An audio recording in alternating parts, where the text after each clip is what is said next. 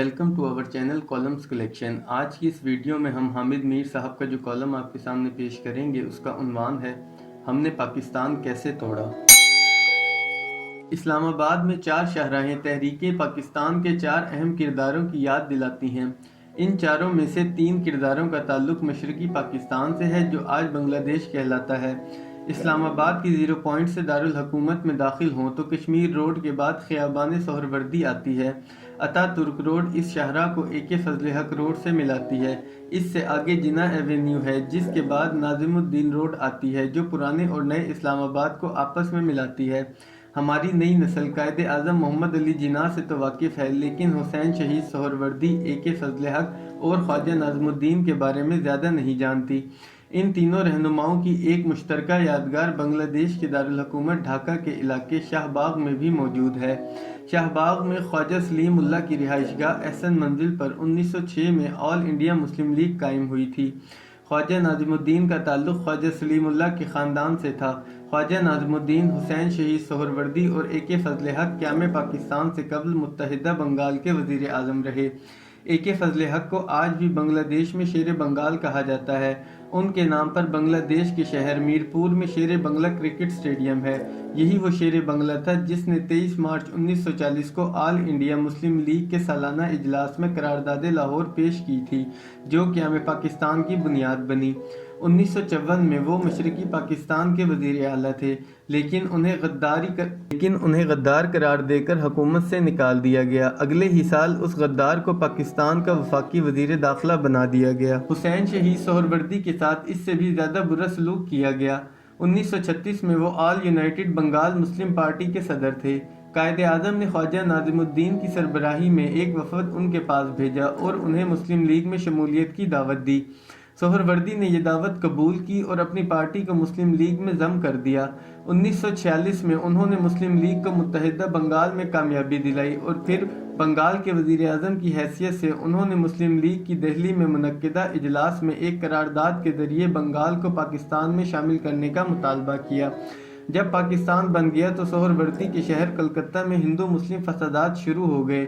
انہوں نے مہاتما گاندھی کے ساتھ مل کر فسادات روکنے کی کوشش کی جس کا ذکر لیفٹیننٹ جنرل ریٹائرڈ عبدالحمید ملک کی کتاب ہم بھی وہاں موجود تھے میں ملتا ہے، جو برطانوی فوج میں کپتان تھے اور مہاتما گاندھی کی حفاظت پر مامور تھے۔ سہروردی کو ہندو مسلم فسادات کی وجہ سے ہجرت کرنے میں تاخیر ہو گئی۔ قائد اعظم علیل تھے لہٰذا سہروردی کو پاکستان کی قانون ساز اسمبلی میں ان کی نشست سے محروم کرنے کی سازش شروع ہو گئی۔ اسمبلی میں قرارداد پیش کی گئی کہ جو پاکستان بننے کے 6 ماہ کے اندر پاکستان نہیں آئے گا اس کی نشست منسوخ ہو جائے گی۔ سہروردی بھاگے بھاگے ڈھاکہ پہنچے تو تحریک پاکستان کے اس محترم رہنما کو پاکستان سے نکالنے کا منصوبہ تیار تھا۔ شائستہ سہروردی اکرام اللہ نے اپنی کتاب حسین شہید سہروردی کی بائیوگرافی میں لکھا ہے کہ جس دن سہروردی صاحب پاکستان پہنچے اسی دن مشرقی پاکستان کے آئی جی پولیس ذاکر حسین نے ایک تحریری حکم نامے کے تحت انہیں پاکستان سے نکل جانے کے لیے کہا۔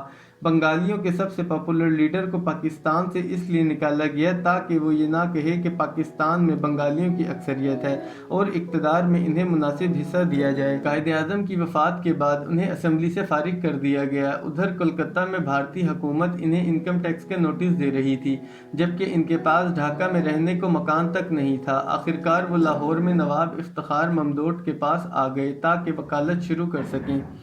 ستم ظریفی دیکھیے کہ کراچی اور لاہور کی عدالتوں سے کہا گیا کہ انہیں بطور وکیل رجسٹر نہ کیا جائے۔ ساہیوال میں انہیں رجسٹر کیا گیا تو ان کی وکالت شروع ہوئی۔ 1949 میں سہروردی نے ڈھاکہ میں عوامی لیگ بنائی۔ شیخ مجیب الرحمان اس نئی جماعت کے جوائنٹ سیکرٹری تھے۔